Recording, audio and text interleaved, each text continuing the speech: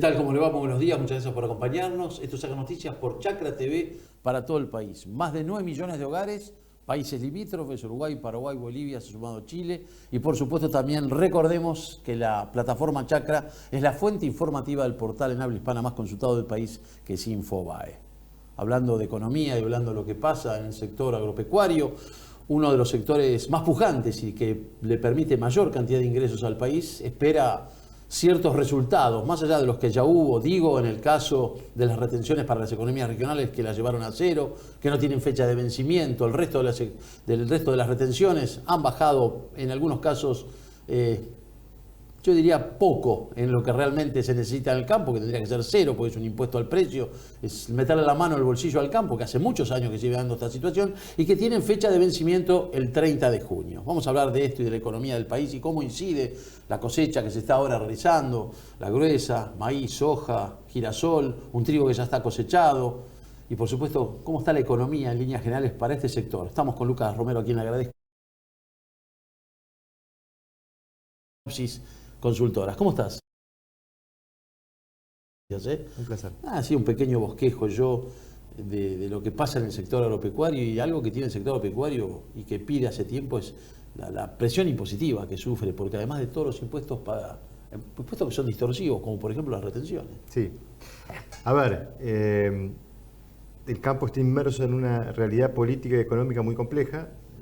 Tenemos en la escena un proceso político en curso iniciado ya en el 10 de diciembre del 2023, de un presidente que recogió en las urnas una principal demanda esencialmente económica, ¿no? De arreglar la economía, ordenar la economía, corregir la gran cantidad de desequilibrios que tenía la economía y que no permitían que la iniciativa privada, los diferentes sectores económicos puedan desarrollarse normalmente, en un contexto de un deterioro de las condiciones económicas como consecuencia de las políticas económicas que se habían aplicado por el gobierno anterior, que habían deteriorado la economía en todos sus indicadores.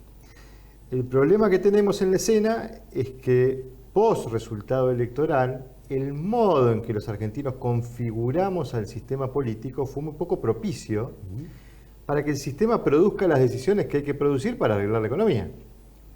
¿Por qué? Bueno, porque tenemos en la escena un presidente hiperminoritario, con el 10% del Senado, con el 15% de la Cámara de Diputados, y con esas, con esas condicionalidades políticas que le reducían el margen de acción, le reducían la autonomía decisional. Yo digo que el rasgo más sobresaliente de esta escena es la restricción decisional que opera sobre este Poder Ejecutivo.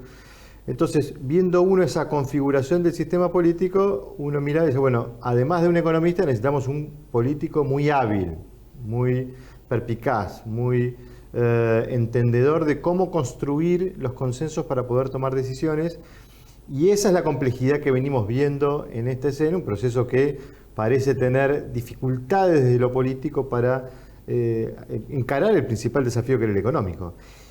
Y el gobierno lo ha encarado con alguna dificultad, pero obteniendo algunos resultados, algunos desequilibrios de la economía se han corregido. Sí, en tan poco tiempo, además, ¿no? Si tomamos el tiempo de los gobiernos anteriores, como que te lleva un año y medio o menos de un año y medio. El desequilibrio fiscal, se ha ordenado la situación patrimonial del Banco Central en buena medida. Hay ahí, con este acuerdo con el Fondo Monetario, un intento de avanzar en ese sentido. Pero claro, el gobierno ha tenido una estrategia de ordenamiento macroeconómico, particularmente de control de la nominalidad de la economía, es decir, de la inflación, muy particular, que ha sido anclar el tipo de cambio con este famoso crawling peg de 2% al principio y desde enero de este año del 1%. Eso es mensual. Eso es mensual, es una tasa de evaluación fija. De evaluación fija. Que estaba muy por debajo al principio de la inflación, y eso produjo un retraso cambiario, para no entrar en la discusión de si era retraso cambiario o no, que quitó competitividad cambiaria. Y esto, si bien permitió que se produzca cierta sensación de bienestar en el bolsillo de la gente, porque ese dinero en pesos que ingresaban al bolsillo de la gente en dólares eran cada vez más, bueno, produjo pérdida de competitividad cambiaria. Que al campo también le alcanzó esa situación, que es lo que está perdiendo, competitividad y también avances profesionales. Que en algún punto esa pérdida de competitividad se alimentó de la rentabilidad del sector. Claro. Un sector que, además de perder rentabilidad por este retraso cambiario, sufre, y esto ya no es de ahora, es histórico, una alta presión impositiva en todos los ámbitos, porque uno habla de retenciones porque es el impuesto más distorsivo, que más molesta, que más incomoda, que más quita rentabilidad al sector, pero hay otro tipo de impuestos, ni que hablar de ingresos brutos y otros impuestos que proliferan en esta Argentina con tanta presión impositiva. Entonces, creo que lo que hay es un gobierno que desde el punto de vista de lo fiscal ha logrado un gran éxito. Desde el punto de vista de lo cambiario, bueno, me parece que empieza a ser hora de que empiece a cambiar el régimen cambiario para no seguir profundizando esa pérdida de competitividad cambiaria y eso que sigue afectando la actividad de los diferentes sectores, y empezar a pensar en una economía que también normalice ese aspecto para poder pensar en que el sector privado pueda empezar a producir cada vez más, que el sector privado pueda empezar a mover la rueda de la economía, y esto le permite al gobierno bajar la presión impositiva, que es un compromiso que tiene el presidente, pero hasta aquí porque no hemos aparte de visto esta demasiado. carga impositiva, estamos conversando con el analista político y económico Lucas Romero, es una competencia fuera de contexto con nuestros países vecinos, por ejemplo. Hay una competencia, no me sé si permite, desleal, porque esta carga impositiva le cercena poder moverse de la manera que se mueven ellos, no con la carga impositiva que tiene el país, Lucas. Absolutamente. Es un impacto que le quita competitividad al sector en relación a los países limítrofes, que muchos de ellos producen lo mismo y exportan lo mismo, y que naturalmente, como tienen otra realidad cambiaria y otra realidad impositiva, bueno, tienen mucho más margen de competitividad para poder ofrecer sus productos al mundo. Con lo cual yo te diría, ahí hay una complejidad económica todavía no resuelta, pero también nosotros los politólogos, los economistas miran mucho las decisiones, qué decisiones produce el sistema, qué decisiones se toman en una economía para entender si son buenas o malas. Nosotros también analizamos el proceso de toma de decisión. Ajá. ¿Por qué? Porque la efectividad de la decisión también está en la calidad de ese proceso. Claro. Cuando la decisión es tomada legítimamente, cuando la decisión es tomada con amplio consenso. Con argumentos, aparte. Con argumentos, con solidez, cuando es, digamos, tomada bajo los procedimientos previstos, eso le garantiza mayor eficacia a los resultados que esa decisión busca. Y este es un gobierno que ha avanzado por esta restricción decisional que yo comentaba, ha avanzado con, yo llamo, mucha institucionalidad creativa, ¿no? Hay algunos aspectos de la interpretación de los márgenes institucionales que, bueno, uno podría discutirlo, ¿no? Hasta qué punto el presidente puede gobernar sin presupuesto por segundo año consecutivo, ¿no? Porque en definitiva el rol del Congreso es fijar digamos, los criterios de ejecución presupuestaria. La previsibilidad, palabra que vos sabés, Lucas, te interrumpo porque creo que viene a este contexto lo que estás armando, que es brillante la explicación que está dando Lucas Romero. Digo porque en la última reunión con el ministro de Economía, Caputo, la mesa enlace le dijo dos cosas: presión impositiva por un lado y después previsibilidad que necesita el campo para la toma de decisiones. Totalmente, porque cuando uno planifica una actividad económica necesita un horizonte de certeza respecto de lo que el ecosistema económico y legal va a hacer, o sea, lo que el gobierno va a hacer, la planificación del rumbo de gobierno, que permita esa planificación. Y te agrego algo más, porque hablamos de competitividad cambiaria, y claramente y mira Alejandro, nosotros consultamos mucho al sector en términos de lo que el sector ve en diferentes proyectos, y es lo que inmediatamente sale como principal demanda: presión impositiva. Sáquennos los famosos pies del cuello para poder Ahora, vos fíjate avanzar. una cosa, yo estaba observando, lo quiero compartir con vos, Lucas, y con los televidentes, de lo que es estas retenciones que le hicieron una quita parcial a las retenciones con fecha de vencimiento 30 de junio, por ejemplo. Para la soja pasó de 33 a 26, para los derivados de la soja de 31 a 24,5, ya después trigo, en el caso de trigo, cebada, sorgo y maíz quedó en el 9,5% y el girasol en un 5%. ¿Esta medida vos creés, que por supuesto tiene fecha de vencimiento 30 de junio de 2025, que se tomó otrora, que para las economías regionales, como arranca de Bayo en el programa, son cero y no tienen vencimiento, fue tomada por un pedido de la gente del campo o porque realmente era un problema de caja para el gobierno también? Es una interesante pregunta, y obviamente que la circunstancia invita a pensar que es más lo segundo que lo primero, ¿no? Que el gobierno necesitaba que el campo liquide en un contexto donde, insisto, la política cambiaria le ha quitado rentabilidad al campo, y ofreció este aliciente, este incentivo con fecha de vencimiento. No tuvo el éxito que pensaba. Que no tuvo éxito y no termina de garantizar las condiciones bajo las cuales uno puede planificar el negocio. Pero quería ir a otro punto que no es menor, porque la contraparte de los impuestos es lo que el Estado te puede ofrecer. Claro, ¿qué te da a cambio? Uno puede decir, tengo alta presión impositiva, pero me ofrece... Sí, los caminos vecinales o las rutas, la seguridad. La calidad de la infraestructura comunicacional, hoy tan importante. La famosa conectividad. La conectividad. Los caminos rurales, el estado de los caminos rurales que... el sector yo era chiquito ya tenía problemas y tengo 65 años. Que llueve y no se pueden sacar los camiones. Y una emergencia ni te cuento. Hay una serie de carencias en las prestaciones estatales para que el sector pueda con esa infraestructura ganar lo que se llama competitividad no cambiaria. Porque uno es más competitivo cuando tiene mejores rutas, cuando tiene mejores conectividad, cuando tiene mejores puertos, cuando tiene toda esa infraestructura productiva.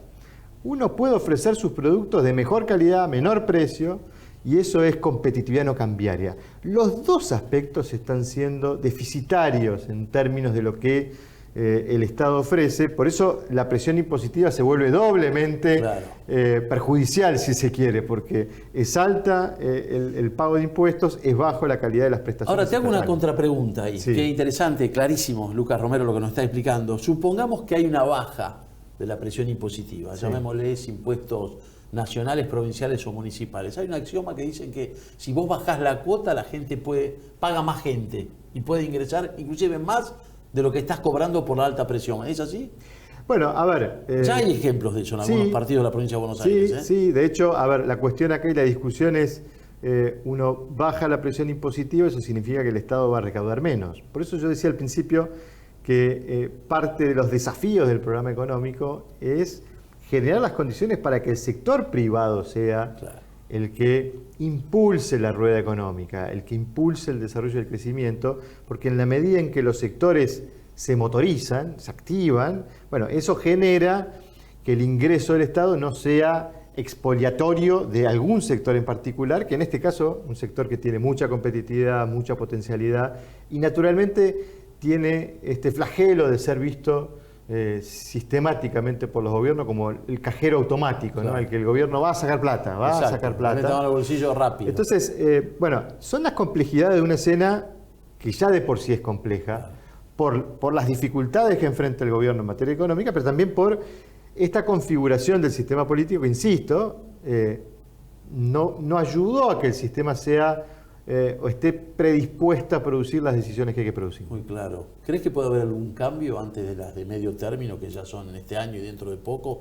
Un cambio en lo político, en lo laboral, en lo impositivo, en todo esto que estamos hablando con vos, Lucas, ¿o no? A ver, uno le reconoce al gobierno la necesidad de fortalecerse políticamente para tener mucho más margen de acción. Las elecciones legislativas pueden ser una instancia de fortalecimiento del gobierno. El gobierno puede mejorar su posición en el Congreso y eso le permita ganar más margen de acción.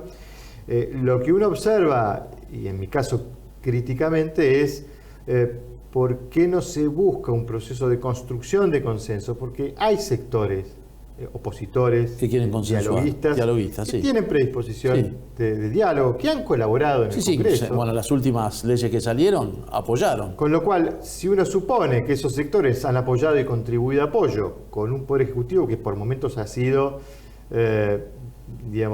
vamos a decirlo, fuerte en la forma en que se ha referido a sectores dialoguistas, uno podría pensar que podría plantearse un esquema de construcción de acuerdos, de construcción de diálogos políticos entre los sectores que tienen afinidad respecto de cómo se deben resolver estos desafíos y consolidar políticamente una alianza un poco más amplia que le dé un sustento político más firme a este gobierno, pero uno ve al gobierno por momentos con el ánimo de querer avanzar solo y eso me parece que dificulta mucho la resolución. Como analista político, observando otrora lo que fueron los gobiernos, sobre todo los gobiernos populistas con el campo, que prácticamente era un enemigo el campo y vivían del campo y lo persiguieron. Este es un gobierno no sé decir pro campo, pero que conoce la temática y dentro de todo quiere ir sacándole el pie de encima al sector que le permite los ingresos tan importantes? ¿Lo ves distinto a esto con respecto al campo, Lucas? Yo veo... Políticamente te pregunto, yo veo un sector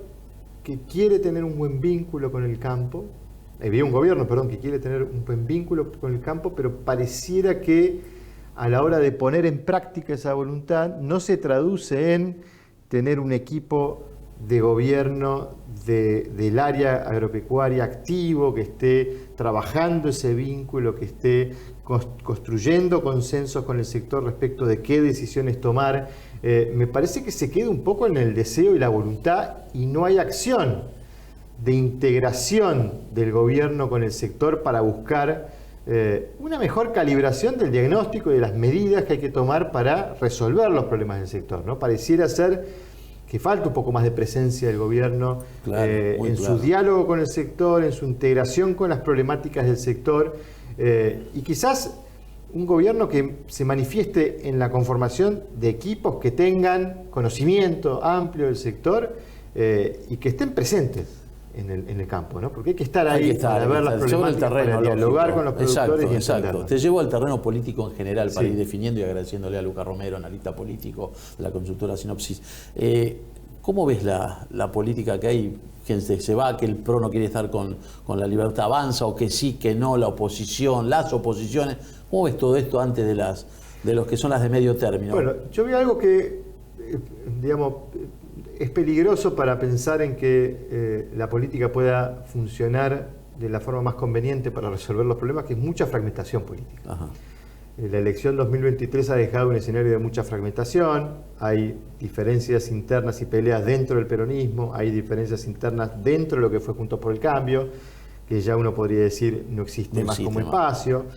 Dentro de esos mismos espacios incluso tensiones al interior del PRO, al interior del UCR, al interior... Demasiada fragmentación que complejiza la construcción de consensos y acuerdos que son necesarios, como decíamos hace un rato, para la calidad del proceso de toma de decisión, para tomar decisiones con amplio consenso y con legitimidad que puedan lograr buenos resultados. Creo que las elecciones pueden funcionar como instancia ordenadora, veremos cómo funcionan, pero claramente veo además un escenario en donde hay dos tipos de oposición muy distintas, ¿no? La oposición obstruccionista, que quiere obstruir la acción gobierno, que no deja hacer, claro. Y hay una oposición más dialoguista, con mayor predisposición de diálogo, pero me parece que no termina de encontrar eco en el gobierno para pensar en construir en esa vocación de diálogo consensos que le den más volumen político. O sea que las de medio término pueden ser un antes y un después de este gobierno en cuanto a lo que pueda crecer en la participación como en lo que no pueda crecer, digo. Sí. Y te diría, el modo en que le vaya al gobierno también va a ser una señal de la gente para que el gobierno entienda en qué medida tiene que ir a buscar y construir esos consensos con todos los actores que tengan vocación y voluntad de construir consensos. Claro, ¿cómo juega ante aquello que necesita el consenso? Exacto, porque este es un gobierno que necesita tomar decisiones. Y cuando uno analiza estos 15 meses de Javier Milei, uno seguramente va a encontrar muchas decisiones que el presidente ha querido tomar y no ha tomado. Y en buena medida no se han tomado porque no se ha trabajado políticamente para lograr los consensos para tomar esas decisiones. Por eso digo, me parece que es un gobierno que podría haber hecho mucho más si hubiera tenido una predisposición real, consciente de diálogo con aquellos sectores que tienen predisposición de diálogo. Por eso uno se pregunta, ¿no? ¿Cuál es el sentido de esta disputa de la Libertad Avanza con el PRO en la Ciudad de Buenos Aires? Y entre ellos mismos inclusive, ¿no?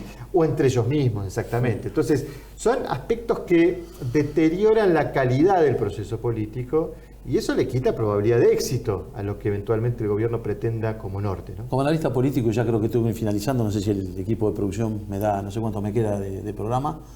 Un minuto final, o sea, la última pregunta. ¿Cómo ves a la expresidenta Cristina Kirchner condenada por doble partida? ¿O cómo la ves? ¿Sale la causa? Bueno, ¿sale la definición? ¿Cómo estás viendo eso? La veo en un rol que es muy perjudicial para el peronismo, que es obstruyendo cualquier proceso de regeneración o renovación que pudiera encarar el peronismo para tratar de reconciliar a ese sector político con buena parte de la sociedad después de lo que fue el resultado del 2023, porque fue en definitiva una derrota histórica para el peronismo, ¿no?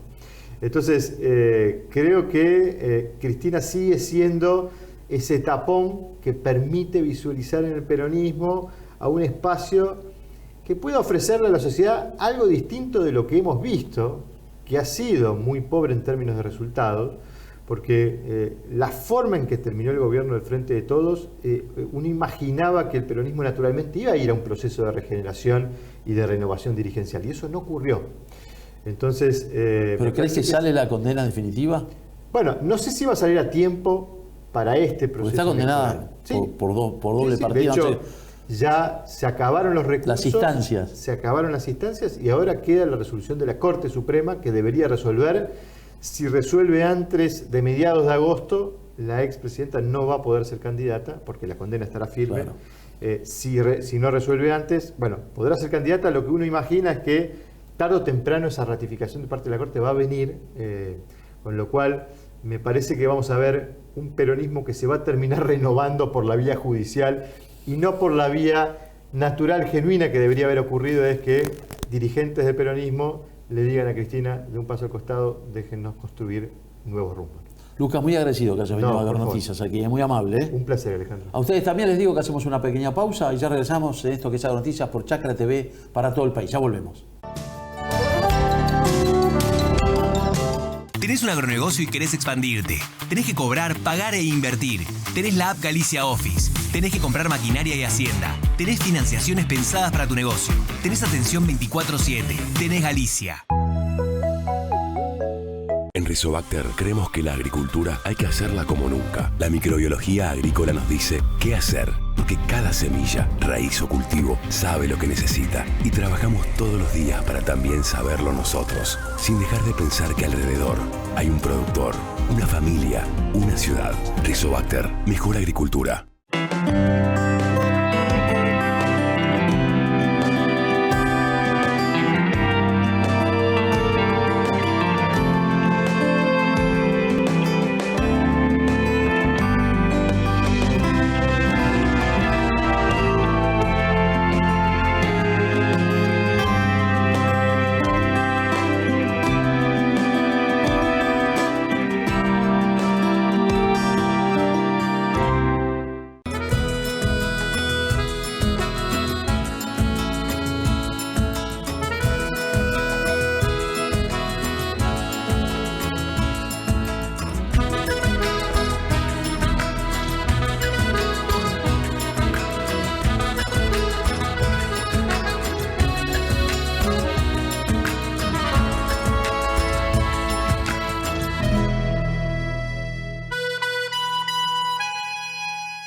Acron, el mejor negocio en tu campo.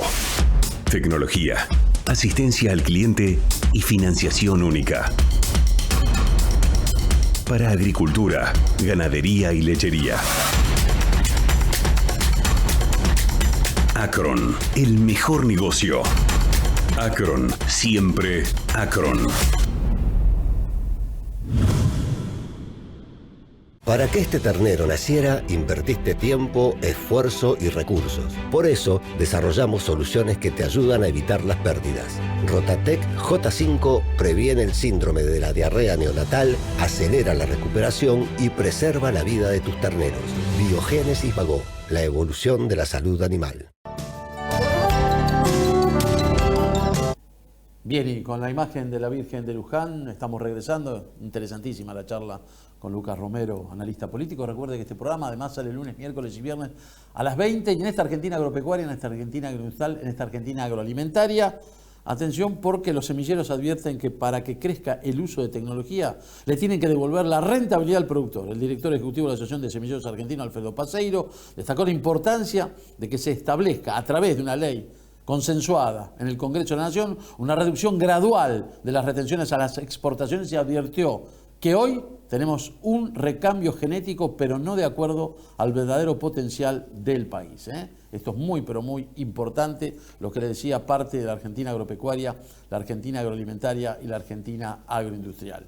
Hay mucha expectativa, lo hablamos con Lucas Romero, en lo que puede ocurrir con la fecha de vencimiento de esta quita parcial de las retenciones de los principales cultivos, 30 de junio, digo, porque recuerden que la gente del campo necesita previsibilidad y el arranque de una campaña quizás en forma distinta, porque hoy están en este momento, en el caso de los cultivos más importantes, 24,5 para lo que es los derivados de la soja, 26 para soja y después 9,5% para sorgo, cebada, también trigo, maíz y el girasol, que tiene una ecuación o una alícuota hoy del 5,5%, y el sector agropecuario está pidiendo que este 30 de junio, que es la fecha de vencimiento, trate de reverse, de que trate de estudiar a ver si se puede bajar más aún o llevar a cero, o que no tenga vencimiento el 30 de junio. Y este es un programa del campo. En el campo de la urología, la opción es CAU, Centro Argentino de Urología, cáncer de próstata, temas urológicos de la mujer, destacados profesionales, tratamientos mínimamente invasivos, tecnología de avanzada, alta complejidad y una gran privacidad. Uriburu 1471, Ciudad Autónoma de Buenos Aires. Le recomienda el doctor Norberto Bernardo, que está de gira por España en este momento dando conferencias. Es el número 1 de la urología en el país y uno de los más importantes a nivel mundial. Dice que recomienda que los consultas a tiempo, tanto la mujer como el hombre, previenen futuros temas urológicos. CAU, Centro Argentino de Urología. Quiero agradecerle también a la familia Bergeal, a la gente de Kir Repuestos. Recuerden que reparan, instalan sistemas de frenos ABS para bateas, semiacoplados y tolvas. Fabrican y reparan compresores de aire, válvulas de aire, embragues, caja, velocidad de dirección hidráulica. Además, Kir Repuestos tiene taller homologado y auxilio mecánico enrutado. Entre y búsquelo en Instagram, @Kik, las 2 veces con K, Repuesto. Muchas gracias a la familia Bergeal. Recuerden que estamos en el canal 724 de DirecTV, 427 de Claro Televisión. Estamos en Uruguay, Paraguay, Bolivia, se ha sumado ahora Chile, y la plataforma Chacra es la fuente informativa del portal en habla hispana más consultado del país, que es Infobae. Agradeciéndole a todo el equipo de producción, les digo que nos reencontramos como lo hacemos habitualmente en esta pantalla que crece día a día y que es la pantalla de Chacra Televisión. Muchas gracias.